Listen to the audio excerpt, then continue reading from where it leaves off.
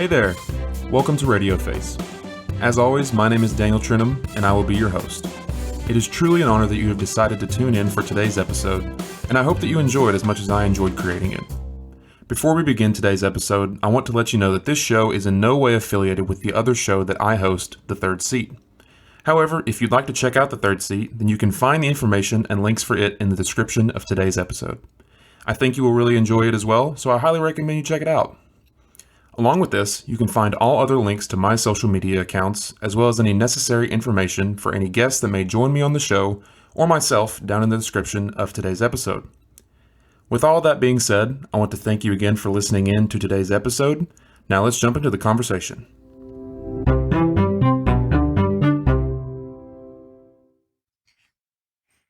All right, well, if you had told me, I don't know, at some point in the past, whether it be 10 years ago, 5 years ago, whenever, that at some point I would be sitting across the table from my older sister, interviewing her for my very own podcast, I would have not believed you and would just been like, that's never going to happen. That doesn't make any sense, and I don't know why I would even be doing that. But here we are today. I am sitting across the table from the one and only, formerly Elizabeth Trinham, but now Elizabeth Dupree. And I have the privilege of talking to her and interviewing her today. So, Elizabeth, thank you for joining me today and here in sunny South Carolina today. Yeah, I'm excited about it. Yeah. So obviously I know you, a lot of people know you in our personal circle, but for those that are not aware, just tell a little bit about what you do, who you are and how you got to where you are today, if you don't mind. Yeah. So first off, I can definitely agree. If you would have asked me, kid version of me, if we would have been doing this at some point, I would have definitely laughed and said that's not going to happen. But here we are. So I mean, just kind of general rundown of me. Currently, right now, my role at work, I am the director of strength and conditioning at North Greenville University, which is where I actually went to college, played basketball there. After graduation back in 2019, I had a couple other stops along the way, got my master's, worked at another school here in Greenville, and then about a year ago, last June, ended up taking the position back at North Greenville. So yeah, I mean, that's kind of my job, I guess, in a nutshell. I like I said, live in Greenville, South Carolina, you know that. And here I got my husband and my dog and just living the dream.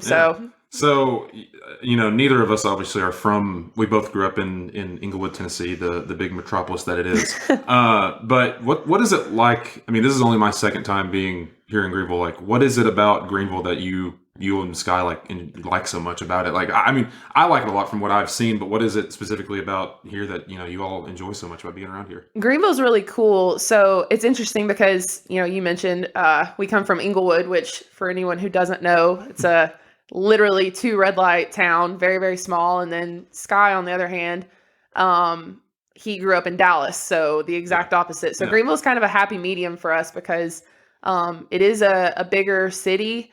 It's growing pretty rapidly, but it has a very homey feel to it. To me, it doesn't feel overwhelming. Yeah. To him, there's enough to keep you occupied and keep you entertained.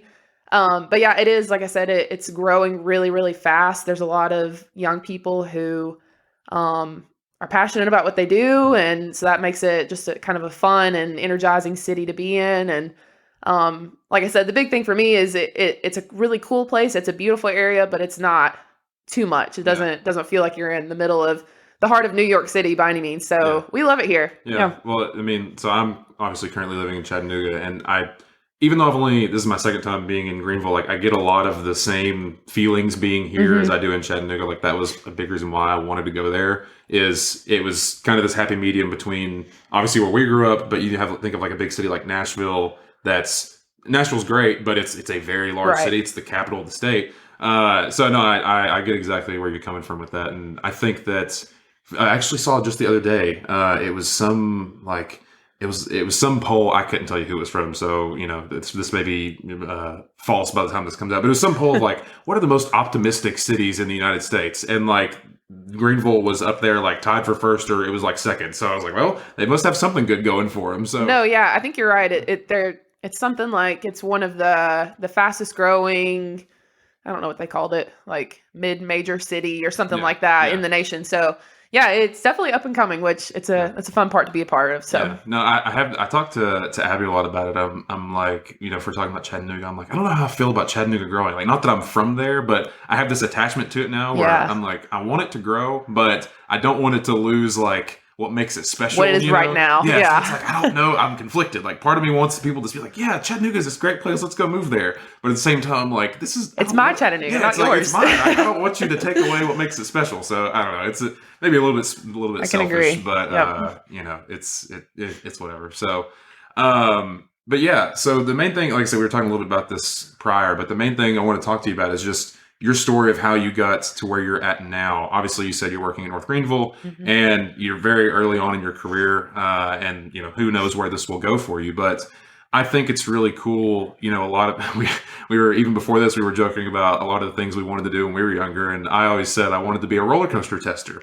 And although I am still in my 20s and I don't know what lies ahead, I really don't think that's going to happen. So, and most people, when they're younger, like, oh, I want to be an astronaut or I want to be, a firefighter or something like that. But oftentimes it doesn't really pan out, just for what our feelings change or what we're good at, it changes. And so, but for you pretty much have done what you set out to do. Your goal was always to play professional basketball, which is technically still in the cards. But the next best thing is pretty much what you're doing now to an extent. So just what are your feelings on where you're at currently, just being so young in your career and just where you're at and how you got to this point? What are your thoughts now that you're at the point that you're at? It's definitely it's a little surreal Yeah. because it has things have played out in a really cool way. I mean, like you said, as a kid, everybody's got big dreams, and mine for a long time was professional basketball, and that just was not a reality for me, and that's okay. Yeah. But I went through a phase like that as well. yeah, I think every athlete does it in Mhm. some capacity, but once I kind of came to terms with the fact that the WNBA was Yeah. not in my future, I knew I wanted to work in sports in some capacity, and specifically, I knew I wanted to coach. And I guess originally, I thought that would be coaching basketball, but I quickly realized that strength and conditioning, being in the weight room, was really what I was passionate about. And that was just solidified even more when I got to college and had some really, really great strength coaches, got the opportunity to intern, do some things like that. But even at that point, it was a dream, but strength and conditioning is a very male dominated industry. Mhm. And it's also kind of a hard industry to get into. It's not just like, there's a job on Indeed and you apply for it and there may be 20 spots. It's very limited just because typically you're working with a university or potentially a high school. So you're limited to, where the universities and the high schools are. So I say all that to say, once I kind of solidified that this is really what I wanted to do, I wasn't totally confident it was going to happen. But I had some really, really great coaches that led me, some really great mentors, and they gave me some entry level positions. I had 2 internships. The second of those was at Furman University, and that really opened up some doors for me. Mhm. After I was at Furman as an intern when I was a senior in college. And from there, I went to Lenore Ryan University, where I was given my first, I guess, paid position, if you want to call it that, in this field. Kind of the typical hierarchy, how you move along in this field is intern to graduate assistant. So you're paid by your tuition, maybe a small stipend, and that's about it. And you're working long hours. So that was what the first year looked like for me. It was very busy, but I learned a ton during that time, and I'm extremely grateful to have had that opportunity and um, been able to work there. And that was actually the year that the coronavirus shut everything down. That So great my year. That yeah was. yeah That so wonderful, wonderful time. so I graduated college just before all that mess, and then my first year of coaching that spring was when everything shut down, and so I didn't really know at that point what that was going to look like because I wasn't in a full-time job position.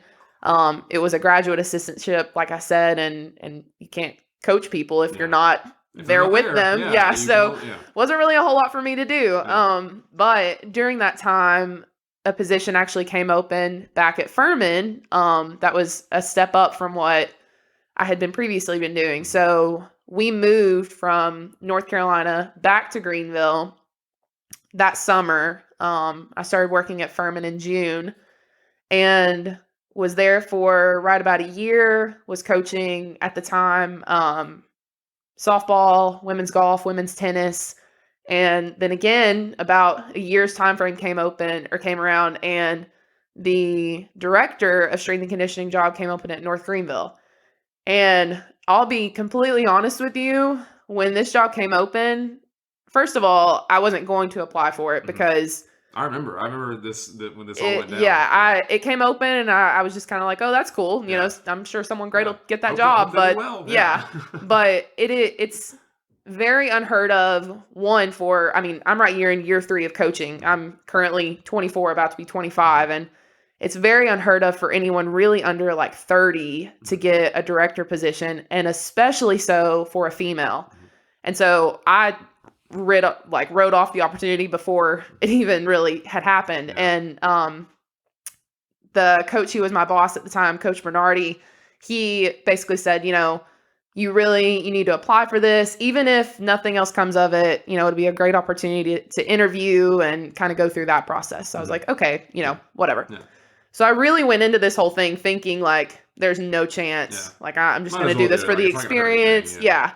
And when interviewed and walked out of the interview feeling very overwhelmed and confused because I knew I had just crushed it. Yeah. And I was like, I think I might have gotten this job. Did I just walk into a job that I didn't even know I wanted? Yeah. So then it was just, kind of emotions and feelings all over the place. Didn't feel like I was ready for it, but also just not really sure what the next step was. And then they obviously ended up offering me the position, and obviously I ended up taking it. So now this upcoming June, this summer will be a year now that I've been there, and it has been an incredible experience. I mean, again, I am very much not the norm for this position. It's typically an older male, someone who's got a lot of football experience, and I don't fit into any of those categories. You haven't played football before? No, not something. I tried when I was a kid, and Mom wouldn't let me do that. Yeah. So I did too. I didn't want to play either, though. It wasn't really my speed. Yeah. So it's been an interesting experience because I'm very much not what people would expect. Yeah. But that has given me a cool opportunity to, number one, kind of become a role model in a new way for female athletes underneath me, and male athletes too, but especially the female athletes under me. And it's also on a personal level given me an opportunity to really kind of come into myself in a sense, push me outside of my comfort zone, and giving me just new opportunities to grow. Yeah. And the coolest part about it all is that, like I said, I'm back at my alma mater, where not only I played basketball and went to school, but where this whole passion started in the first place. So it's really full circle. I mean, I started out, as a work study, literally just collecting data and doing laundry, and now here I am in the top role. So it's been really cool just having the opportunity to be able to give back and pour into a program and a school that really gave me a lot. Yeah. Well, I think it's the whole story of it is really cool, because I remember going into your freshman year. I guess I was a sophomore in high school at the time, or going to be a sophomore, something like that. I remember your freshman year, like, there was a lot of uncertainty because obviously we're not from this area. We had never heard of this school up until this point. And then, correct me if I'm wrong, but I remember your freshman into sophomore year, there was a lot of thoughts of do I even want to be here anymore? It was not a great time for you. I remember that at that point, there was a lot of bumps in the road, and we're not going to go over all those bumps in the road at this moment. But the point of me saying that is, just like how we were talking before this, how I would have never thought I'd be sitting across the table interviewing you. If you had told freshman, sophomore in college version of yourself that, hey, if you'll just stick this out, you're going to be coaching here in 4, 5, 6 years, I would imagine you'd probably be no, first off, I don't want to be here. Second off, no, they're not going to hire. That's the odds of that happening, or just the foresight to be able to know something like that is going to come in your future, is incredibly rare, because we don't know what's ahead of us. We don't, I always tell people, part of my job now is to do interview people and do podcasts. And if you had told me a year and a half ago, whenever I was working at Target in the middle of the day pushing carts outside, that, hey, don't worry, if you stick this out, you're going to be doing something you enjoy doing a lot more, I've been you're lying. Don't feed me that. So I think it's cool how if we look back on our lives, it's never like a straight like A to B to C to D. It's like all over the place, ups and downs, bumps in the roads. But we oftentimes end up in places that we didn't even realize we wanted to be in the first place. We didn't realize we needed it, but that's what we actually needed. And I think it's really funny how when you applied for this position, you were thinking, okay, they're probably not going to give it to me. I'll just do it. It'll be a good interview experience, whatever. And then you walk out thinking, oh wait, did I just get that? Yeah. Did I just get that job? Like, did that just happen? It's such a. I've had a few moments like that in my own life, and it's such like a.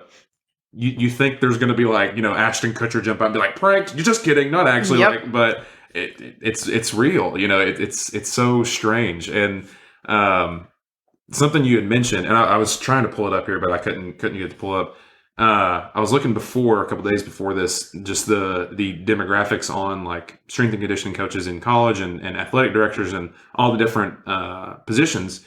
And I mean, you're exactly right. It's an extremely male-dominated field. It was something, depending on the position, it was like 70 to 80% male, and the remaining was female. Mm-hmm. And I was a little bit surprised by that. I mean, I expected there to be, just with the history of like the NCAA and everything in years past, I kind of expected that to be the case, but I was a little bit surprised that it's still the case.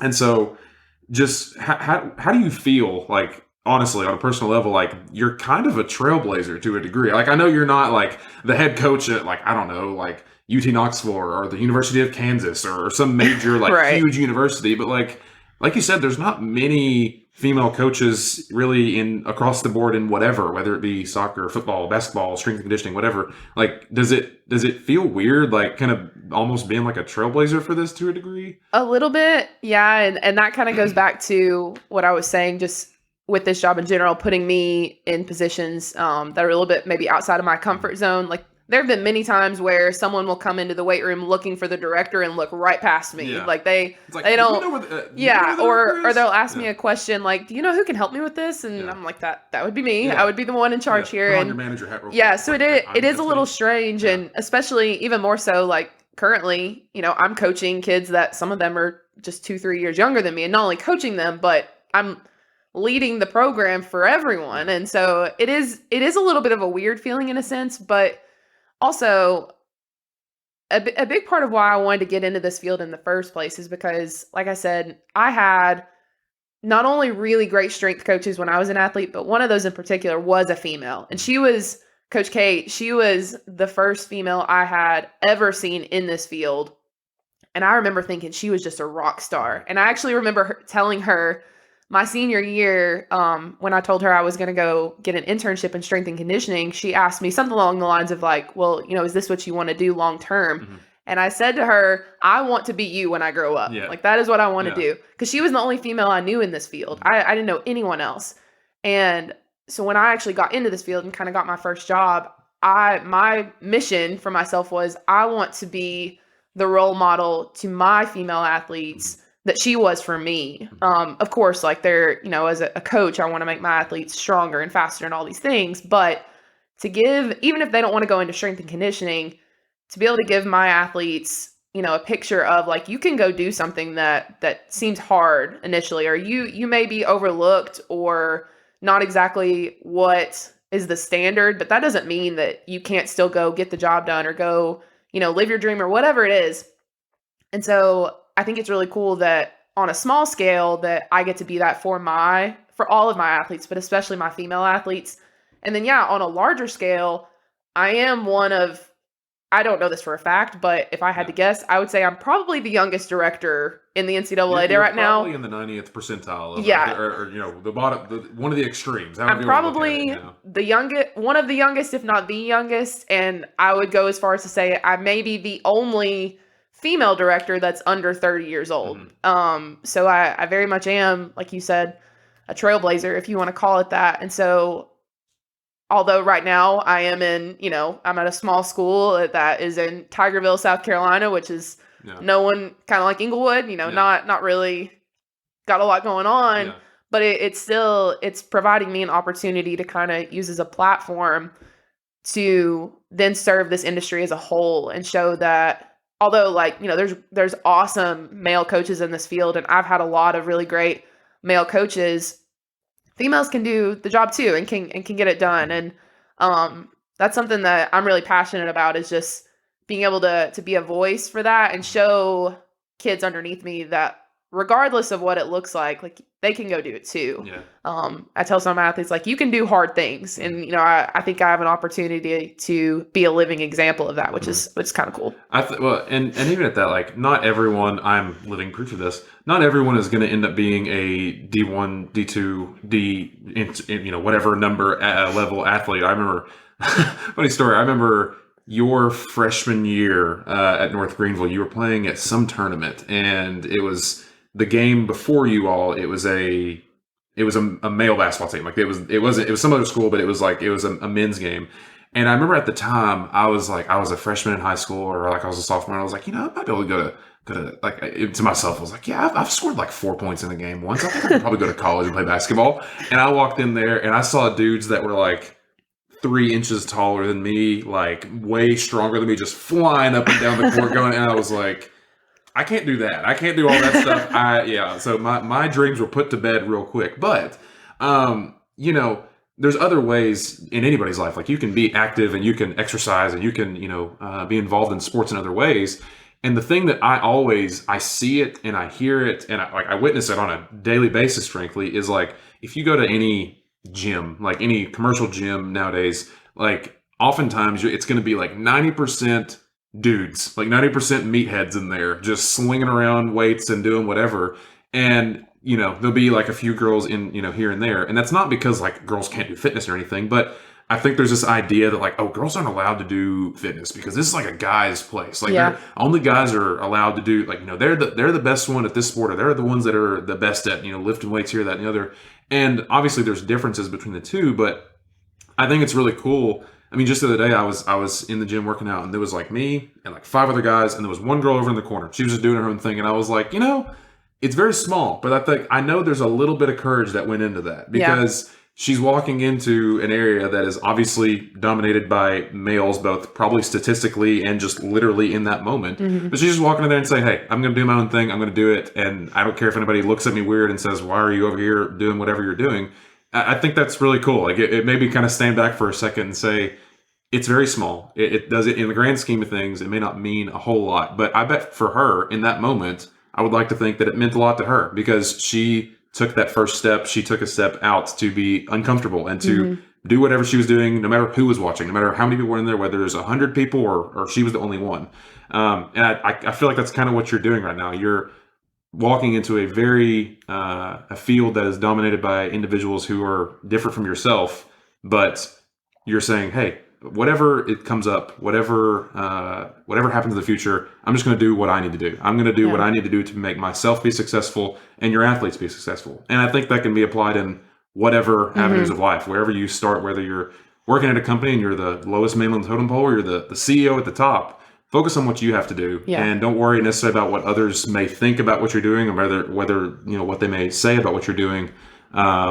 Being able to just focus on what you need to do is really important. And I think you're living proof of that, Yeah, it's funny you said that. Just this week, our football team, they were maxing out on several of the big lifts. So bench press, squat, power clean. And there was a moment, I think it was on the squat day, we've got guys in here who are squatting like 500 pounds, like getting close to 600 pounds. And it's just like the energy is crazy. And it's these big, college football players, these big dudes. Yeah. And I'm looking around the room, and I'm the only female in the room. Yeah. But it's cool, because I think I've gotten myself to a place where that's not looked at as weird. Mm-hmm. It's not like, oh, like, what's she doing here? Yeah. Those guys see me as just another coach or just another figure who's there in the room with them. And I'm respected that way.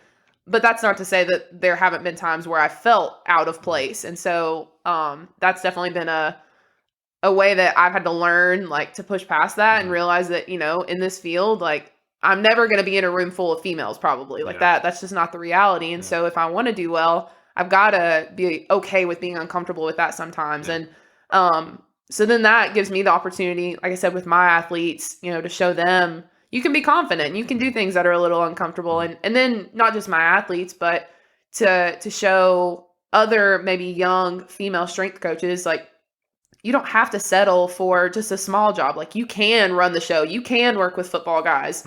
I actually, when I first got this job, I didn't have a staff yet, and I had to run football for the first 2 weeks. So like, And the only experience you have in that is powder puff in high school, I'm pretty sure. yeah, you're exactly right. Yeah, that is it. And only 1 year of it at that. So yeah, so it, not that it's not a challenge by any means. I don't want to paint a picture like it's easy, but it's been a really cool opportunity for me to just set an example for athletes and young coaches underneath me that it is possible, even if it's uncomfortable or maybe seems difficult at the front end. Yeah. I think the biggest lesson to learn with that is like, especially in the context of like working out, whether you're obviously a college athlete or not, you're just any other person like me, just going to the gym, like whatever you're doing, we're all just trying to get stronger in some way, not necessarily like strength, like not everybody's, exercising to get physically stronger, but whether it's your physical endurance, your physical strength, but also like for you, I mean, or any other, let's say you've got that entire football team and some female soccer player walks in, like the fact that she's there, she's just trying to be stronger, both physically, but also just personally, like walking into a room like that, it's not an easy thing. Yeah. And I think that's important to remember because, I remember whenever I first started going to the gym on a consistent basis, it was I felt like I had to prove myself. Like right off the bat, I was like, oh, I can do this. Like I'm a big, strong guy. I can do whatever. And in hindsight, it's like, just go in there and do what you ever have to do. Whatever you need to do. For me at the time, it was just exercising and getting my feet wet a little bit. And for you, it may just literally be being in the room with all those football players, just being there and saying, hey, I belong in a field like this. For the North Greenville female soccer player that walks in, for her, it's just going in there and giving, she may not be able to squat 700 pounds. I can't either. But for her, just being there and doing what she needs to do, that really is her being stronger and her proving that she belongs there. I guess is the best way to put it. And I think that's really cool because I know so many people, and I've heard so many stories of people that they want to get into fitness, they want to get into exercising or in some form or fashion, but they just don't feel like they're allowed to start, because they're like, oh, I'm never going to be like that person, or I'm never going to look like this person. But in reality, you don't have to. You just need to go in there and give it your best effort. Like all you have to do, if you can go in there, give it your best effort, you will be stronger over time, whether it be physically, mentally, emotionally, personally, whatever it is. The goal is not to be the strongest, you've got the strongest deadlift in the room. The goal is just to be stronger than you were yesterday, really, than you were an hour ago. And that can be physical, that can be emotional, personal, whatever. And I think that what you just described is a living testament to that, Yeah. And I think like going along with what you were saying, like regardless of where you are strength wise or whatever, it's all about the progress or the process, right? Like, small steps in the right direction, that's marginal gains. Like that's what leads you to your desired outcome over time. And with my athletes, of course, like getting stronger and faster, those are all pieces of it. But it's cool too, because I get to also play a role in the mental game and not just in making them mentally tougher. But, a big thing I've seen with a lot of my girls is, like you just said, they may not have a lot of weight room experience, or maybe this is an area that's a little uncomfortable for them, but to get them in there, teach them what to do, and then see them succeed, gives them more confidence overall, which then translates to the field or the court or whatever it is they're playing in. Because at the end of the day, my job is not necessarily to make Olympic weightlifters out of these kids. It's to make them better at their sport. And there's more to any sport than just the physical piece of it. So I get to kind of train that mental side of things too, in a sense, which is fun. And it's like you said, it's getting them to understand, like, you don't have to be perfect day 1 or even day 10, but you need to be moving in the right, like, steps in the right direction, essentially. It's all, I tell them it's all about the process. Like, it's not just the outcome. If we only focus on the outcome, then we're going to lose sight of the day-to-day grind. And that's what gets us there. So, yeah. Well, also part of your job, I mean, I remember growing up, I would always see stuff like, oh, your son is, has this percentage of being an NBA player, so make sure you keep him in school. It's like, it's like the odds of someone making a career out of this are very, very low. But your job is not necessarily to turn these people all into professional athletes, because the odds of that happening just for anybody are very, very low. But part of your job, I think, is just to instill in these people that they can do what they're doing at this very moment, whether it's, it's a new bench press PR, or it's a new record time on a sprint or something, whatever it is, because that will translate into so many different fields in their personal lives. I know for me personally, I was talking about earlier. I used to work at a Target, and hey, no shame to Target. When it comes to the great Walmart and Target debate, I'm a staunch Target defender. So let it be known. Let the record say. But I remember at the time I was like, I just need somebody to take a chance on me. Like I want something different. I want to do something I'm more passionate about, and I just need someone to take a chance on me. And eventually, where I currently work now, they eventually said, hey, we're going to give you an internship, let you try out. And it's led to a lot of great things. And so part of your job is, I believe, to do that. Like when you have someone who may be a freshman, maybe they don't have a whole lot of weight experience, maybe they don't have a lot of experience doing whatever, playing whatever sport they play, the fact that you look at them and say, hey, you belong in here. Like you may not be the strongest one. You may not, you may fail on rep 3 when you're going for 5, whatever it is. The fact that you're willing to look at them and say, hey, you belong in here, and I have the confidence to invest time in you, that, in my opinion, is going to do so much more for these people, because the odds of them being professional athletes are very low. But the odds of them taking what you teach them and applying that wherever they go in their life, that's a lot higher.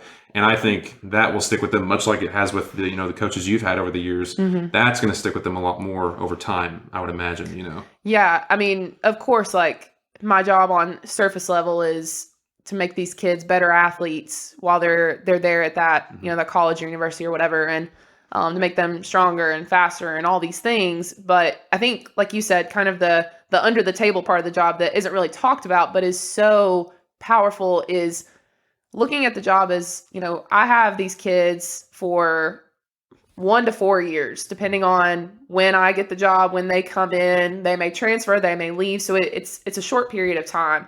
And whenever they leave me, whether it's because they graduate or they transfer or they quit their sport altogether, at some point they enter the real world. Like sports ends at some point. The dreaded real world. Yeah. Even if, let's say, they do go pro, at some point that ends. And so, to me, it's not worth, like, my job is not worth it if all I'm doing is making them a better athlete for their 4 years of college athletics.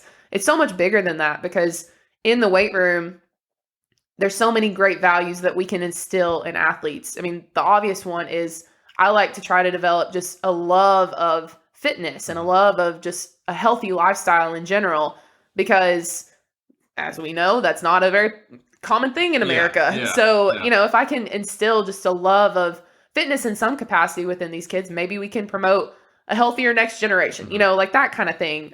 So that's part of it. But then also, the character, there's character things that we can build in there too. Like respect is something we talk about a lot.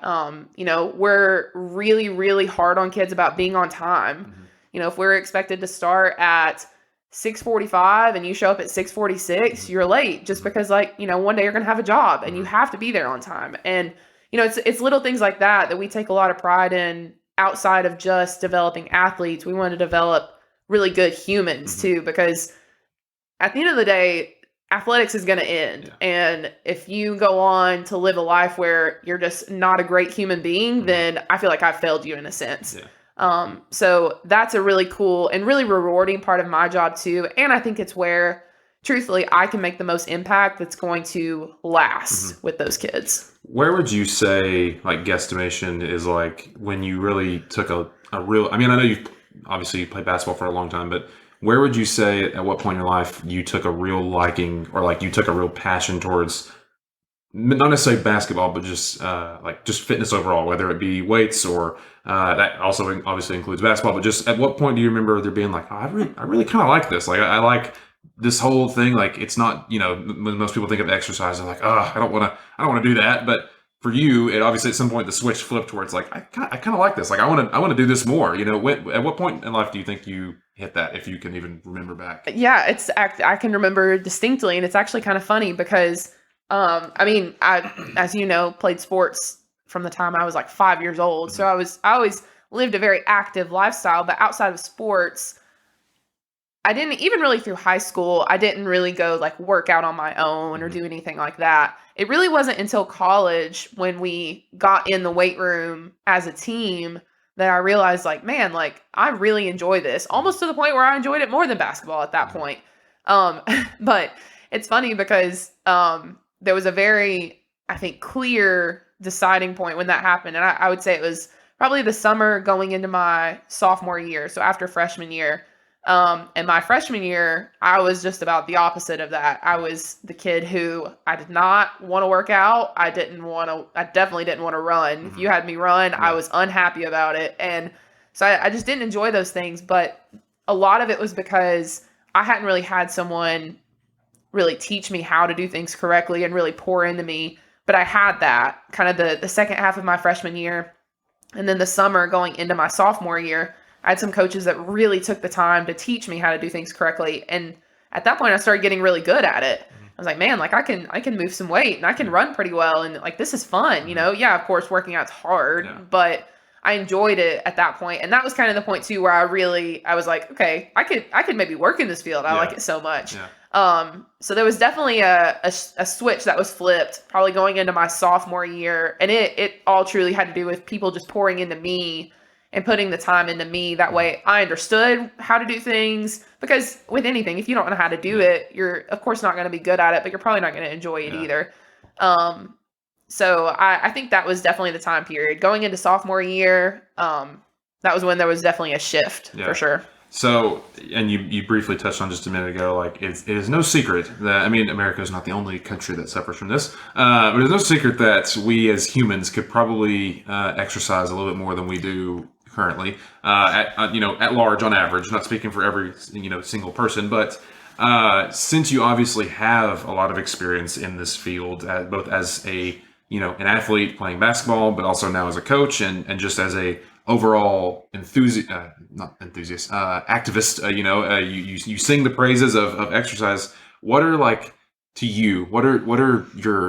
are some good tips you would give to anyone that's wanting to start exercising, start working out, whatever? I mean, because I think we could all look in the mirror and say, yeah, we could probably do a little bit more in this area, but it's very simple to say that. It's a lot harder to take the first step to do it.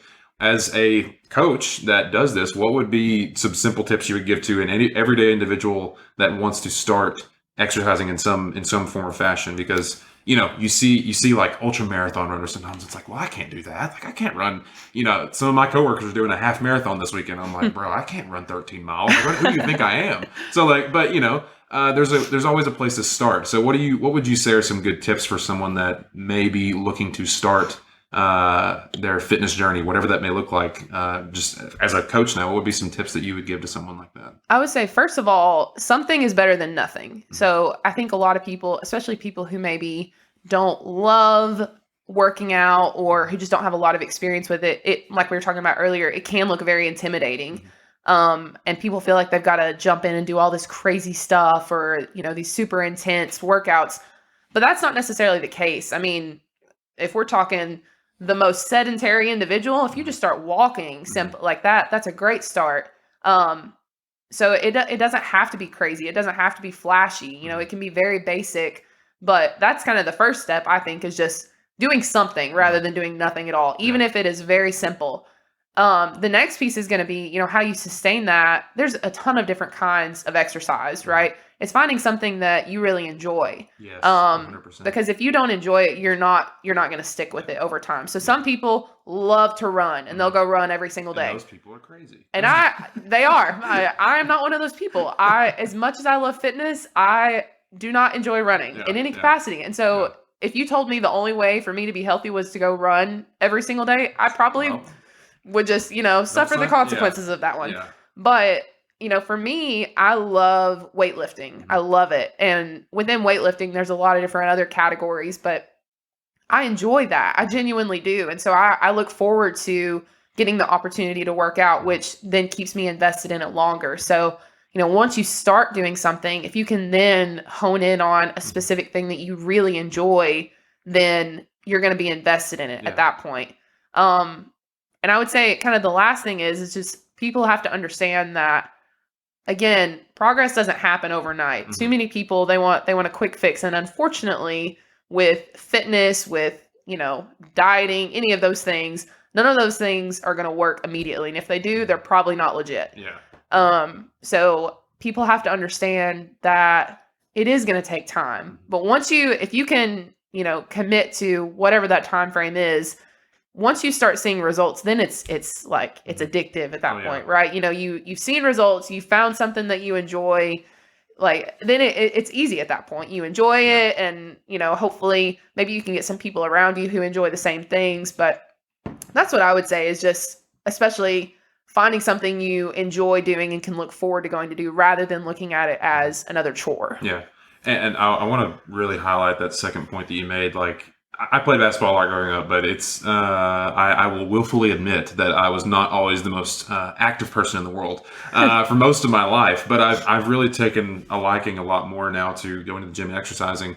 But part of that is not just because I'm like, oh yeah, I just love exercise, like it's my favorite thing. But I found the forms of exercise that I like. Like, I was joking a little bit earlier, but I've actually come to start liking running some, which as crazy. If you had told me in high school, like, hey, one day you might actually kind of like running, I would have said, you are insane. I hate this. I don't want to do this. I want to stop right now. But I find myself running on the weekends sometime, and I'm like, did I just run like 3 miles? Like, who am I? Like, what am I doing? So it's like, finding the things that you enjoy, because then it goes from something being like, oh, I have to go to the gym again, are you kidding me, to, oh, okay, this sounds fun, like let's go to, like, I want to go and challenge myself in this way, or oh, I want to go for the ultra marathon. It's like, yeah, let's go run 20 miles, like I like doing that.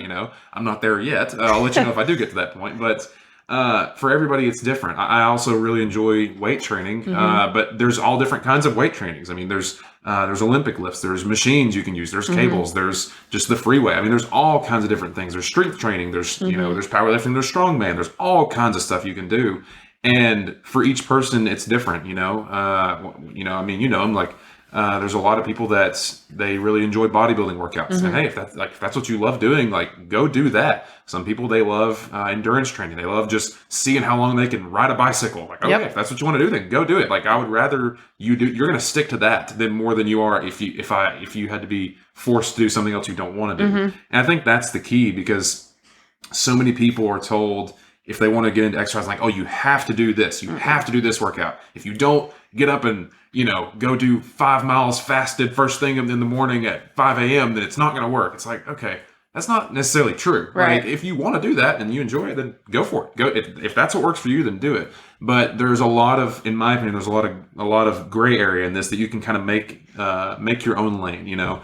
For some people, powerlifting is their favorite thing. For some people, doing sprints is their favorite thing. Whatever it is, finding that's going to be so much easier to stick to than forcing yourself to do. I don't know. Some people may not want to do like a bodybuilding workout, but if you force yourself to do that, you're probably not going to stick to it because you don't enjoy it. You're going to hate every second of it, and you're just going to be thinking about leaving the whole time. You know? I think that's really the key, because so many people, they're told like, oh, you have to do this, when in reality they don't have to do that. They need to do what works for them. You know?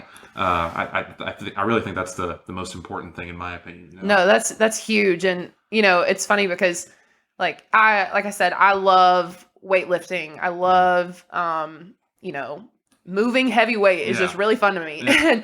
But I know, because of my my background and my education, that like something that's important for overall health is fitting in some kind of cardio training, which I don't love so much. So my athletes, they'll make fun of me sometimes. Instead of, going out and running a couple miles, if it's the middle of the day at work and I've got some downtime, I'll go walk around campus. And there have been times, there was one day I accidentally walked like 7 miles around campus. I was thinking you were going to say, yeah, I walked like a half mile. No.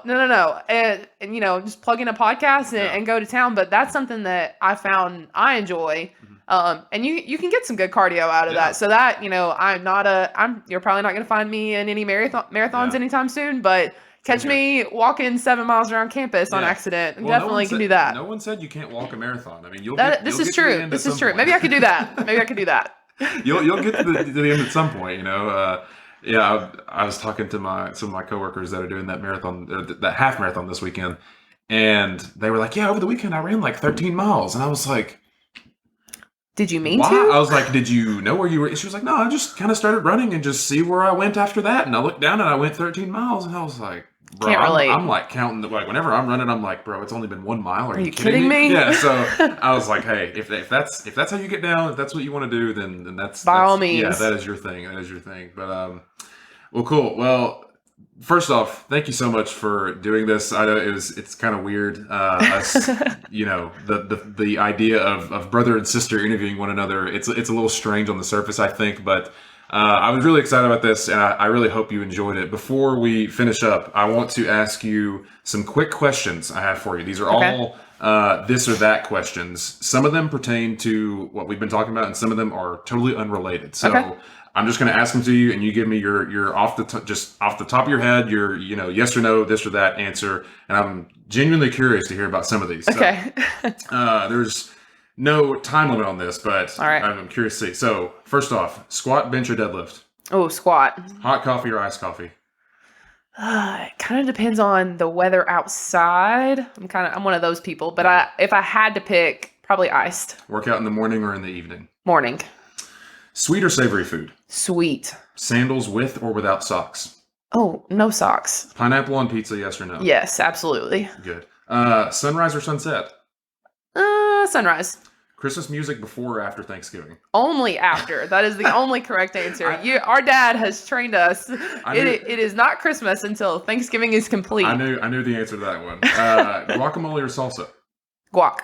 Beach or mountains? Mountains. Winter or summer? Probably summer. 70s, 80s, or 90s? 90s. Crunchy peanut butter or creamy? Creamy. Staying in or going out? Going out. Adam Sandler or Kevin James? Adam Sandler. And finally, would you rather fight one horse-sized duck or 100 duck-sized horses? Oh. I'm having to mentally picture this. A horse-sized duck. That's kind of terrifying. Chew on that one for a little bit. I'm gonna go with the horse-sized duck because there's only one. Yeah. So I think I would feel a little overpowered by the duck-sized horses. 100 duck-sized horses. Yeah, that just seems overwhelming to me. That is a big duck, though. This is true. This is very true. Yeah, that. I don't know. I want you to whenever you go meet you work with your athletes next. I want you to walk in and say, okay, before we start anything, I need to know everybody's feedback. I have a question. I have a question to everybody and see what they say and report back to me what they say. All right, I can do that. Okay, well, those are all very random. I thought it'd be funny to kind of end out on some quick little questions there. But Elizabeth, thank you so much for sitting down with me today. I really appreciate it. I'm looking forward to the rest of our time here in Greenville, and who knows when this episode will come out. It'll come out eventually, but I'm looking forward to people getting to listen to it, and hopefully they will enjoy it as much as it's I've enjoyed sitting here talking to you. So thank you so much. Really appreciate it. Yeah, this has been awesome. Yeah. Well, of course, if anybody wants to, check out what Elizabeth is doing or follow her or anything on Instagram, Twitter, whatever, we'll put all of her, socials and everything down there in the description. So is there anywhere like anything regarding North Greenville that people can look up to follow what you all are doing over there that you know of? We have an Instagram page that we run. It's I don't even know what the handle is. Yeah. NGU Strength maybe, and we post some stuff on there. Just our athletics page in general, on like the online page. That's for all of athletics, but Instagram's probably the best spot for strength and conditioning specifically. Gotcha. Cool. Well, I will make sure that is in the description of this episode, and if people want to check you out, then they can follow you there. So yeah, come check us out. Awesome. Well, thank you again for sitting down. It has been a pleasure, and maybe we'll do this again in the future. Who knows? We'll do this. This has been fun. I've enjoyed this. Maybe we'll do this again in the future. But thank you again, and thank you to everybody that has listened, and hopefully we'll check out the next episode. Yeah.